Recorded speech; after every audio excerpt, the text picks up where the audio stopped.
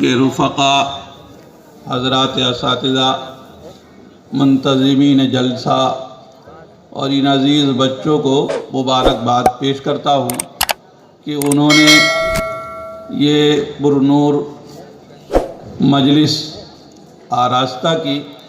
اللہ سب کی محنتوں کو قبول فرمائے اور ہم سب کے مل بیٹھنے کو دنیا و آخرت میں کامیابی کا ذریعہ بنائے۔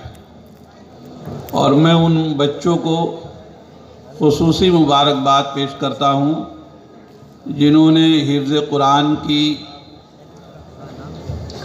قرآن کے مکمل کرنے کی سعادت حاصل کی، اور ابھی انشاءاللہ ان کے سروں پر پگڑی اعزاز کے طور پر باندھی جائے گی۔ مجھے تو ابھی جانا ہے، بس مختصر وقت میں چند منتشر باتیں عرض کرنی ہیں۔ یہ ملک ہندوستان جہاں ہم لوگ رہ رہے ہیں، یہ ملک ہمارا محسن ہے۔ ہم یہاں آدمی جہاں رہتا ہے، جس چمن میں بستا ہے، اس سے فائدہ اٹھاتا ہے۔ اس چمن سے فائدہ اٹھانے والوں پر احسان ہوتا ہے۔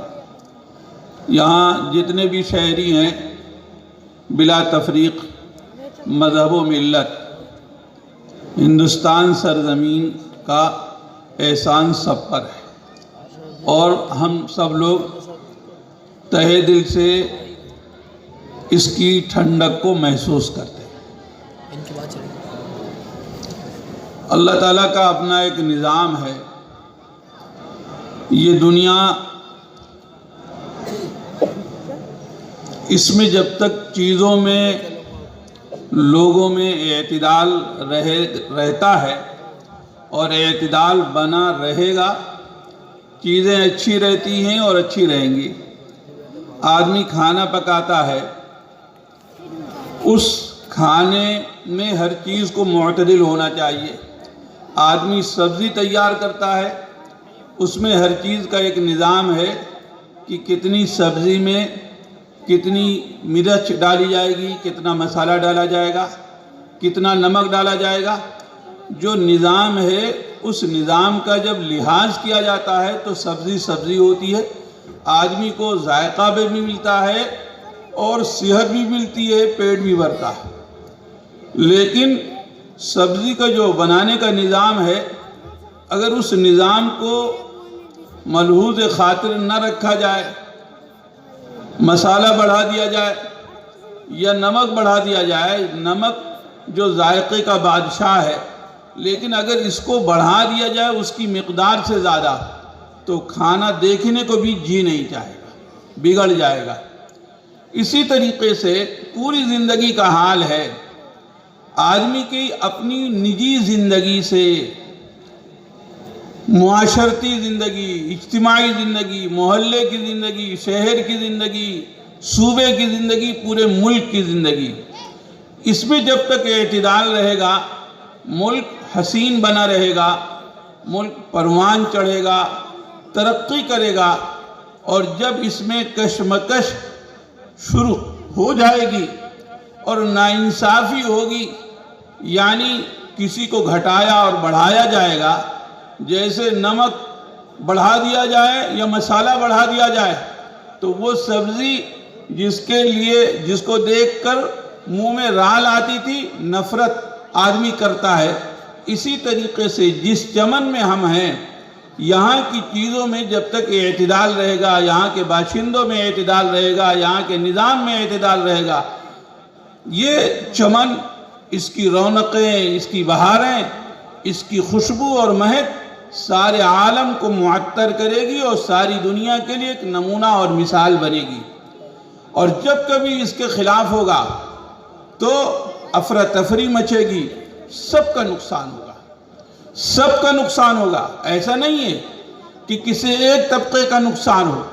اگر شہر میں بدامنی پھیلے گی تو بھلے کوئی ایک طبقہ کچل جائے، کسی ایک طبقے کی دکانوں کو جلا دیا جائے، کسی ایک طبقے کے گھر کو لوٹ لیا جائے، لیکن بابا نقصان تو سب کا ہوگا۔ جب امن نہیں ہوگا تو شہر میں مارکیٹ کرنے کون آئے گا؟ آپ کی دکان پر سودا لینے کون آئے گا؟ آپ کی دکان ہوگی، مال بھرا ہوگا، گراہک ندارد ہوں گے، آپ کی آمدنی ٹھپ ہو جائے گی۔ یہ ترقی ہے، آپ بڑھ رہے ہیں۔ آپ نے ایک طبقے کچلا اس لیے کہ آپ کا سینہ 36 انچ کا ہو جائے، 56 انچ کا ہو جائے، لیکن یہ سینہ کس کام کا 36 انچ کا؟ آپ کو اس سے کیا نفع ملا؟ آپ کی تجارت بڑھی، آپ کی آمدنی بڑھی؟ کچھ تو نہیں ہوئی۔ آپ نے اپنے پڑوس کے گھر کو جلا دیا، اپنے پڑوسی کو زندہ بھسم کر دیا۔ ٹھیک ہے، تھوڑی دیر کے لیے آپ کا کلیجہ ٹھنڈا ہو گیا، لیکن انصاف کرو، سینے پہ ہاتھ رکھو، اس جلتی ہوئی لاش کی چرانگ سے تمہارا بھی تو بھیجا پھٹا، تمہیں بھی تو تکلیف ہوئی، اور جلتی ہوئی لاش کو دیکھ کر کئی روز کے لیے تمہاری نیند بھی تو بھاگ گئی، تو نقصان کس کا ہوا؟ آپ نے اپنا نفع کیا، اپنے سکون کو غارت کیا۔ اس لیے جب دنیا میں بے اعتدالی بڑھے گی، ناانصافی بڑھے گی، تو ایسا نہیں ہے کہ ظالم سکون کی نیند سوچ لے، ظالم سکون کی نیند سو لے، ظالم کو اس کا ضمیر شاباشی دے، ایسا نہیں ہے۔ ظالم ظلم کرتا ہے تو اس کا ضمیر بھی اس کو ملامت کرتا ہے، اور یہی ملامت بسا اوقات اس کی روح کا وہ کانٹا بن جاتا ہے کہ وہ پھولوں کی سیک پر بھی ہوتا ہے تو وہ ویسے تڑپتا ہے جیسے کانٹوں کی انیوں پر ایک کپڑا بے لباس انسان تڑپا کرتا ہے، بلکہ اس سے بھی زیادہ اس کا برا اثر ہوتا ہے۔ یہی ہندوستان ہے، یہاں طبقاتی کشمکش تھی، اور طبقاتی کشمکش کے نتیجے میں ظلم کرنے والوں نے اتنا ظلم کیا کہ آپ سوچ بھی نہیں سکتے۔ مسٹر گاندھی ایک کتاب ہے، اس میں لکھا ہوا ہے کہ ایک زمانے میں ہندوستان میں، یہاں اسلام کے آنے سے پہلے، آپس میں اونچ نیچ کا ایسا نظام الجھا ہوا تھا کہ آدیواسی پچھڑا ورگ، اس کو صاف ستھرا غلہ کھانے کی اجازت نہیں تھی۔ پہلے زمانے میں ہم لوگوں کے بچپن میں گیہوں کی دوائی ہوتی تھی جانوروں سے، گیہوں کی فصل کو، اس کی پوڑی ہم لوگوں کیا بولتے ہیں، جو چھوٹی چھوٹی بنائی جاتی ہے، اس کے گٹھ، ان کی ڈنٹھل کو، جڑ کے حصے کو نیچے کر دیا جاتا، بالی کو اوپر، پھر بیلوں کو جوڑ کر کے اس پہ گھمایا جاتا تھا، تو بیل بالی نہ کھائیں، ان کے منہ میں جاوا لگا دیتے تھے، اور اگر جاوا نہیں لگاتے تھے جالی، تو بیل چلتے بھی رہتے تھے، کھاتے بھی رہتے تھے۔ اب وہ جب کثرت سے گیہوں کی بالیاں کھاتے یا دھان کی بالیاں کھاتے، اور پھر جب وہ گوبر کرتے تھے تو اس گوبر میں غلہ آتا تھا۔ ان ظلم کرنے والوں نے ان پچھڑوں کے ساتھ ایسا ظلم کیا تھا اسی ہندوستان میں کہ ان کو یہ آرڈر تھا ان کی طرف سے کہ صاحب اگر تمہیں گیہوں کھانا ہے تو گوبر کو صاف کرو، اس سے جو غلہ نکلے اس کو تم کھا سکتے ہو، صاف ستھرا غلہ تم نہیں کھا سکتے۔ یہ اسلام کی برکت ہے کہ ہندوستان کے ماحول میں انہوں نے اس برے برتاوے کو ختم کیا، اور انسانوں کو انسان ہونے کا شعور دیا، اور لوگوں کو سمجھایا کہ یہ انیائے، یہ ظلم نہ کرو۔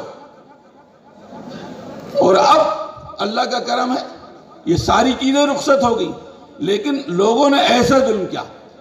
بڑی ذات کے لوگ، انہوں نے ایک نظام بنایا تھا کہ چھوٹی ذات کا آدمی وہ گلے میں گھٹی باندھے گا، تاکہ اگر وہ کسی راستے سے گزر رہا ہو اور بڑی ذات کا آدمی اس راستے پہ آ رہا ہو تو یہ گھنٹی کی آواز سن کر وہ راستہ بدل دے، اور خدا نخواستہ اگر اس چھوٹی ذات کے آدمی نے گھنٹی نہیں باندھی اور بڑی ذات کا آدمی اسی روڈ پہ آ گیا، اسی سڑک پر آ گیا، اور دونوں کا سامنا ہو گیا، تو بے انصافی کا ننگا ناچ یہ تھا کہ اس بڑی ذات کے آدمی کو یہ پاور تھا کہ اس چھوٹی ذات کے آدمی کو محض اس وجہ سے کہ اس نے امتیاز کے لیے اپنے گلے میں گھنٹی کیوں نہیں باندھی، قتل کرنے کا اختیار تھا. یہ تھا اسی ہندوستان میں. اسلام نے ان چیزوں کو بٹھایا. لیکن میں ایک بات کہہ رہا ہوں جو چیز پتے کی ہے کہ یہ ظلم جنہوں نے بھی کیا تاریخ کا حصہ بن گئے، کوئی ان کا نام لینے والا نہیں ہے. ظلم کرنے والے اپنی حسرتیں نکال لیں. تاریخ میں انہوں نے حسرتیں نکالی ہیں، لیکن ظلم کبھی پنپا نہیں ہے، مٹی میں مل گیا. ظلم کرنے والے مل گئے، دو آنسو ان پر رونے والے کوئی نہیں، کوئی کلمہ خیر کہنے والا نہیں. لیکن مظلوم مٹتا نہیں ہے. ظلم کی ہر ضرب پر مظلوم کا حوصلہ مضبوط ہوتا ہے. کبھی نہیں ہوا. ظلم کرنے والے ہمیشہ مٹے. آپ چلے جائیو ہزاروں ہزار سال پیچھے، فرعون نے کیسا ظلم کیا، کیسا ظلم کیا. اس نے اپنے کو بھگوان کہلایا. جو اس کو بھگوان نہیں کہتا تھا تو اس کی کھال کھینچ لیتا تھا. زندہ آدمی کو لٹا کر کیل ٹھوک دیتا تھا، آدمی تڑپ تڑپ کے مر جاتا تھا. لیکن اس کا ظلم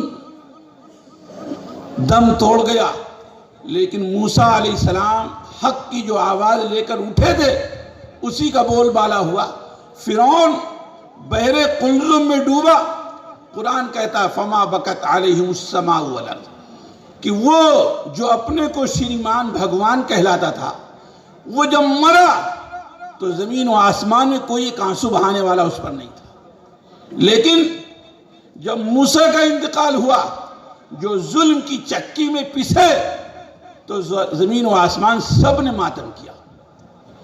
مظلوم ہمیشہ پنپے گا، ظالم ہمیشہ مٹے گا وقتی طور پر، بھلے یہ محسوس ہو کہ اس کا جلوہ آسمانوں پہ ہے. لیکن دیر نہیں لگتی. اس کا ظلم دریا میں اٹھنے والے حباب اور جو اس میں بوندیں ابھر جاتی ہیں اس سے زیادہ نہیں ٹھہرتا.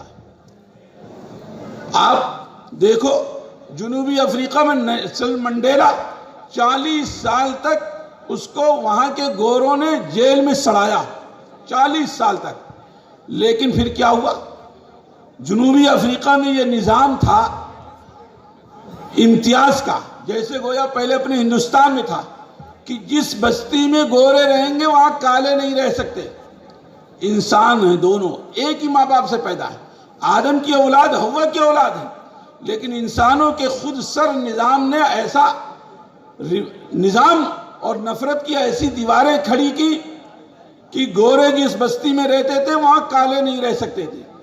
جس اسکول میں گوروں کے بچے پڑھتے تھے وہاں کالے کے نہیں پڑھ سکتے تھے.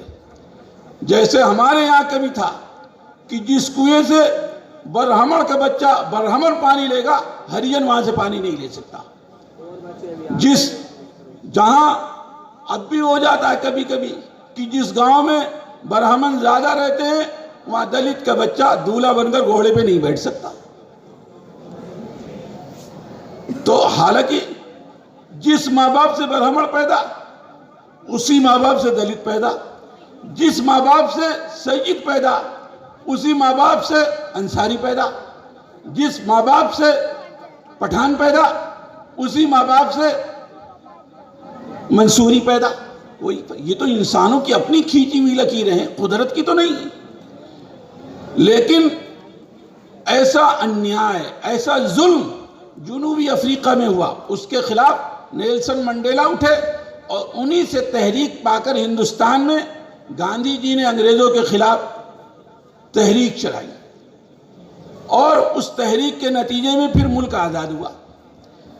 جن لوگوں نے 40 سال تک نیلسن منڈیلا کو جنوبی افریقہ کی جیلوں میں رکھا، ظلم کرنے والوں کے ظلم کے حوصلے ٹوٹ گئے. لیکن نیلسن منڈیلا کی مظلوم شخصیت ہر ظلم پر طاقتور ہوتی گئی اور ایک روز وہاں کے گوروں کو گھٹنے ٹیکنے پڑے اور نہ صرف یہ کہ نیلسن منڈیلا کو انہیں آزاد کرنا پڑا بلکہ نیلسن منڈیلا وہاں کے صدر راشٹرپتی بنے۔ تاریخ یوں گھوما کرتی ہے، ہمیشہ ہوا ایک رخ پر نہیں چلتی۔ وہ باولے ہیں جو اقتدار کے نشے میں بھول جاتے ہیں کہ صاحب ہوا ایک ہی رخ پر بہے گی۔ تلک الایام نداولها بین الناس، یہ گردش زمانہ ہے، اللہ فرماتے ہیں ہم اسے گھماتے رہتے ہیں۔ اس لیے ظلم و ناانصافی یہ پنپنے والی چیز نہیں، یہ چلنے والی نہیں۔ اگر لوگ 50 سال کی حکومت کی تمنا کرتے ہیں، ہم کہتے ہیں بابا 1000 سال حکومت کرو، تمہیں 1000 سال کی حکومت مبارک ہو، لیکن ظلم و انصافی کا جو ننگا ناچ رہے ہو اس کو ختم، انصاف کی، عدل کی حمایت چلاؤ۔ ملک کے حکمراں ہو، تمہارا فریضہ ہے، یہ تمہارا کرتب ہے کہ یہاں کے ہر شہری کو اس کا جائز حق دو، ہر شہری کو سمان دو۔ ظلم کرو گے وقتی طور پر تم پھلتے پھولتے محسوس ہوگے، اور ورنہ تاریخ ایسے تم کو بھلا دے گی کہ جیسے تم ہندوستان میں کبھی پیدا ہی نہیں ہوئے تھے، کبھی تم ہندوستان میں تم نے جنم ہی نہیں لیا تھا۔ بڑے بڑے نمرود، بڑے بڑے شداد دنیا میں آئے، آج کوئی ان کا نام لینے والا نہیں۔ قدرت ہمیشہ، فرعون سے زیادہ کون ظالم تھا کہ جس نے بنی اسرائیل، قرآن کہتا ہے یذبحون ابناءہم، کہ وہ مردوں کو مار دیتا تھا اور عورتوں کو اپنے گھر کی ماما گیری اور خدمت کے لیے زندہ رکھتا تھا، ان کی عزتوں پر ڈاکے ڈالتا تھا۔ پھر کیا ہوا کہ سمندر پھٹا اور ان مظلوموں کے اعجاز میں سمندر کی بفری ہوئی موجیں رک گئیں، اور وہ فرعون جو اپنے کو بھگوان کہتا تھا، اس کا نعرہ لگواتا تھا، جب وہی دریا میں پہنچا تو سمندر کی موجیں اس کو نگلنے کے لیے ایسے دوڑی جیسے بچے کھلونے پہ ٹوٹا کرتے ہیں۔ کیا ہوا اس؟ کتنی تاریخ ہے۔ آخر اسی ہندوستان میں جنہوں نے مظلوموں اور دلتوں آدیواسیوں سے گوبر سے نکالے ہوئے دانے کے کھانے پر مجبور کیا، دلت آج بھی ہے، اور ماشاءاللہ کئی صوبوں کے وہ سربراہ حکومت ہیں، اور وہ ظلم کرنے والے تاریخ کا حصہ ہو گئے۔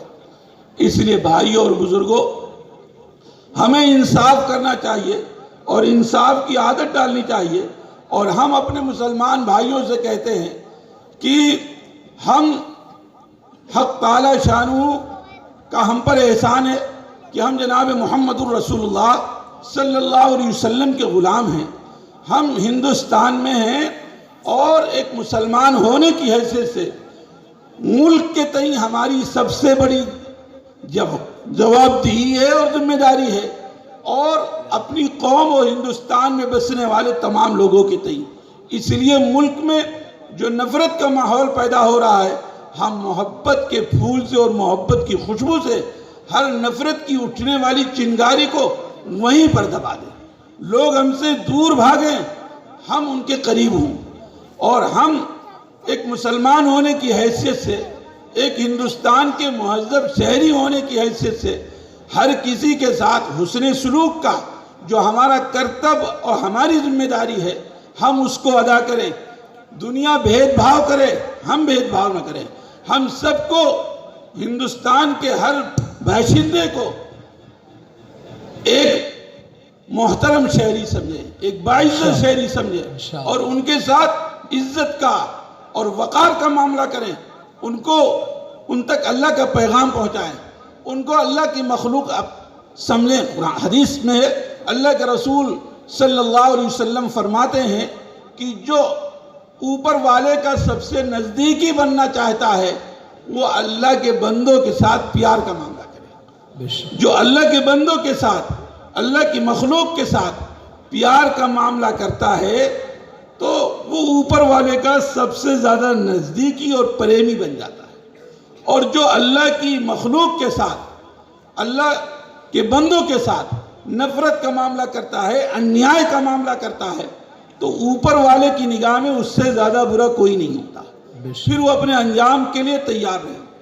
اور ہم ایک مسلمان ہونے کی حیثیت سے ہماری بڑی ذمہ داری ہے کہ ہندوستان کے ہر طبقے کو، خاص طور سے وہ طبقے جن کو لوگوں نے اچھوت بنا دیا، جن کو لوگ محبت نہیں دیتے، جن کو لوگ انسان نہیں سمجھتے، ہم ان کو سینوں سے لگائیں، ہم ان کا ہاتھ تھامیں، ہم ان کو عزت دیں، تو انشاءاللہ نفرت کی دیواریں یہ منہدم ہوں گی. اس لیے کہ وہ لوگ جو نفرت کی تجارت کرتے ہیں وہ انہی چھوٹوں کو استعمال کرتے ہیں. یہ ناسمجھ ان کے جذباتی باتوں میں آتے ہیں، اپنا بھی نقصان کرتے ہیں، ملک کا نقصان کرتے ہیں اور ملک کی تقدیر سے کھلواڑ کرتے ہیں. اس لیے بھائیوں بزرگوں، ملک سے بھی سچی وفاداری یہ ہے اور اسلام سے بھی سچی وفاداری یہ ہے کہ آپس کے بھائی چارے کو بڑھاوا دیا جائے، نفرتوں کو مٹایا جائے اور ایک گھر خاندان کے افراد کی طرح رہا جائے اور رہنے کی تلقین اور اس کا مزاج بنایا جائے. اور جو لوگ ظلم کرتے ہیں وہ روز بروز دنیا میں نئے حالات پیش آ رہے ہیں. ظلم سہنے والا اور ظلم کی مار کھانے والے ایسا نہیں ہے کہ ظلم کی وجہ سے مٹ جاتے ہیں. میں ایک اچھی مثال آپ کو نہ لگے گی لیکن میں کہہ دیتا ہوں بات حقیقت ہے کہ آپ دیکھیے 29 فروری کو قطر میں کیا ہوا کہ دنیا کی وہ طاقتیں جنہوں نے ایک طبقے کو مٹانے کی قسم کھائی تھی اور جنہوں نے ایٹم بم ایسے برسائے جیسے سامن میں بارش برسا کرتی ہے، اور پھر 29 فروری کو کیا ہوا؟ وہ مظلوم ہیں، ختم تو نہ ہو گئے، اور ظالم اس نے آ کر ان کی مظلومیت کو سلامی دی، ان کے حوصلوں کو سلام کیا کہ نہیں کیا؟ اس سے دنیا والے سبق سیکھیں. میں ایک واقعہ سنا کر بات کو ختم کرتا ہوں. اسی ہندوستان میں مجھے اس کہنے میں کوئی جھجک نہیں، ہم نے ہزاروں سال ملک کی سیوا اور خدمت کی اللہ کے کرم سے، اس کہنے میں کوئی دریغ نہیں. یہاں کے لوگوں کو کھانا نہیں آتا تھا، پہننا نہیں آتا تھا، پتے میں کھاتے تھے. سلیقہ، شعور، جینے کا ڈھنگ اللہ کا کرم ہے، اسلام نے ان کو دیا. حکمرانی، خدمت کے آداب اسلام نے ان کو سکھائے. عدل و انصاف کا نمونہ جو اسلام نے دیا ہے، نہ دنیا نے کبھی اس کا نظارہ دیکھا اور نہ تا قیامت دیکھے گی. اس طرح کی مثالیں جب بھی آئیں گی تو اسلام کے دامن سے نکل کر آئیں گی. شیر شاہ سوری یہ ہندوستان کے بڑے اچھے نامور حکمراں گزرے ہیں. ان کے زمانے میں ایک، آج کے دور میں یہ جو مثال ہے، اگر لوگ اس ایک مثال پر عمل کریں تو جو یہ ظلم کا اندھیرا پھیل رہا ہے اور انصاف کی روشنی جو سمٹتی جا رہی ہے اور لوگوں میں بے یقینی اور خوف کا جو ماحول پیدا ہو رہا ہے، ہر آدمی سکون کی نیند اپنے گھر میں سوئے. شیر شاہ سوری ان کا زمانہ ہے. ان کے شہزادے عادل شاہ وہ ایک روز شاہی سواری پہ جا رہے تھے. ایک پنساری اس کی گھر کی دیواریں نیچی تھی. ان کا شاہی جلوس نکل رہا تھا شہزادے کا. یہ ہاتھی پر بیٹھے ہوئے تھے اور پنساری کی گھر والی اپنے کھلے آنگن میں نہا رہی تھی. عادل شاہ کی نگاہ پنساری کی بیوی پر پڑی اور ان کے ہاتھ میں پان کا بیڑا تھا. انہوں نے شرارت کے طور پر پان کا بیڑا اس کی بیگم پر پھینک دیا. یہ آگے بڑھ گئے، بات آئی گئی، ختم ہو گئی. لیکن اس پنساری نے، چونکہ یہ ایک طرح سے اس کی عزت پر حملہ تھا، یہ اس کی غیرت کو چیلنج کیا گیا تھا.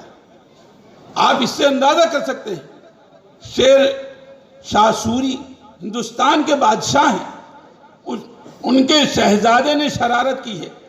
آج کے اس دور میں جہاں سیکولرزم ہے، جہاں جمہوریت ہے، اس کا ڈنکا بجتا ہے، اس کے گیت گائے جاتے ہیں.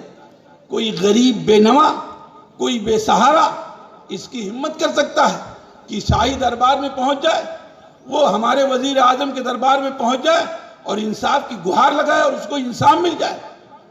جہاں عدالتیں ان کے ہونٹ تھرراتے ہوں صحیح فیصلے سنانے پر، وہاں اس قسم کی توقع کی جائے. لیکن نہیں، اسی ہندوستان میں یہ واقعہ پیش آیا کہ اس پنساری نے شیر شاہ سوری سے شکایت کی، ان کے دربار میں گیا اور اس نے کہا کہ شہزادے نے میرا اپمان کیا ہے، میری توہین کی ہے، میری عزت سے کھلواڑ کیا ہے. میری بیگم آنگن میں نہا رہی تھی، شہزادہ سواری پر گزر رہا تھا، اس نے شرارت کے طور پر پان کا بیڑا ہمارے بیگم کے پر پھینکا ہے. آپ مجھے انصاف دیجیے.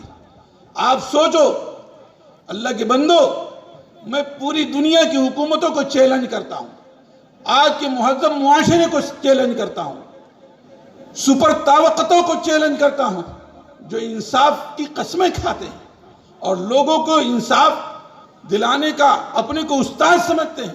کوئی نمونہ ان کے دامن میں ہو تو پیش کریں اس کا. جہاں انصاف پر پہرے بٹھا رکھے کہ صاحب اپنی کور دبے تو صاحب انصاف کے جنازے نکل جائیں، غریب سے قصور ہو جائے تو اس کو سزا اس کے جرم سے ہزاروں درجے بڑھا کر اور سنگینی کے ساتھ دی جائے. شیر شاہ سوری نے شہزادے کو بھرے دربار میں طلب کیا. یہاں اقتدار اپنا کام نہیں کر رہا ہے، مظلوم کی آواز کو دبایا نہیں جا رہا ہے، مظلوم کی فریاد رسی کی جا رہی ہے، اس کو عزت دی جا رہی ہے. اور شیر شاہ سوری نے وہ انصاف بھرا فیصلہ سنایا کہ ساری دنیا کے بادشاہ اگر شیر شاہ سوری کے اس اسوے اور نمونے کو اپنی زندگی میں لے لیں تو یہ ظلم کے پھیلتے ہوئے اندھیرے لمحوں میں سمٹ جائیں اور انصاف کا اجالا اور اس کی روشنی وہ ہر تاریک تر جگہوں میں پہنچ جائے اور ہر غریب سے غریب آدمی کو جو بھوک سے بلبلا رہا ہو لیکن انصاف کی اس ٹھنڈی شبنم سے ایک مرتبہ وہ ضرور جھرجھری لے لے گا اور وہ یہ محسوس کرے گا کہ ہمارا جینا سوالت ہو گیا. شیر شاہ سوری نے شہزادہ عادل کو طلب کیا اور بھری دربار میں یہ حکم دیا کہ صاحب جس سواری پر شہزادہ سوار تھا اس سواری پر پنساری سوار ہو، اور جس گھر میں پنساری کی بیگم نہا رہی تھی اور جس حالت میں نہا رہی تھی اسی گھر میں اور اسی حالت میں شہزادے کی بیوی یعنی بادشاہ کی بہو نہائے اور پنساری کی سواری گزرے اور پنساری بھی پان کا بیڑا اسی طرح شہزادے کی حرم سرا پر پھینکے جیسے کہ شہزادے نے اس کی بیوی پر پھینکا تھا. دنیا میں کوئی مثال ہے؟ چراغ لے کر ڈھونڈو، چراغ لے کر ڈھونڈو. ہم آج کے حکمرانوں سے اپیل کرتے ہیں کہ چشم حقیقت کو کھولو اور یہ ظلم و ستم کی جو آگ دہک رہی ہے اللہ کے واسطے اللہ کی مخلوق پر ترس کھاؤ، ورنہ ان کی آہیں تمہارے نشیمن کو جلا دیں گی. ان کی آہوں سے سکون کی زندگی نہیں سو سکو گے. تمہاری اقتدار کا سورج غروب ہو جائے گا. انصاف کرو گے 50 سال نہیں 1000 سال حکومت کرو گے. انصاف نہیں کرو گے قدرت کی طرف سے لمحوں میں اس کا سامان ہو جائے گا اور بستہ لے کر چل بسو گے. اس لیے بھائیو بزرگو، جب شیر شاہ سوری نے یہ انصاف کیا تو وہ پنساری بادشاہ کے قدموں پر گر گیا کہ حضور ہمیں انصاف مل گیا، ہم آپ کے گھر کی ایسی توہین نہیں چاہتے، ہم شہزادے کو معاف کر دیں. اس پنساری نے شہزادے کو معاف کیا، وہ ایک اس کی محبت کی بات ہے، لیکن جو بادشاہ نے انصاف دیا اور انصاف کی جو شمع جلائی اور انصاف کی جو روایات قائم کی اس کی کوئی مثال نہیں. اللہ تعالی ہم سب لوگوں کو کہنے سننے سے زیادہ عمل کی توفیق عطا فرمائے. وآخر دعوانا الحمدللہ. جزاکم اللہ فاحسن الجزا. حضرت والا نے ملک کے حالات ہماری کمزوریاں، غفلتیں، کمزوروں کے ساتھ تعلق اور محبت، ان سب چیزوں پر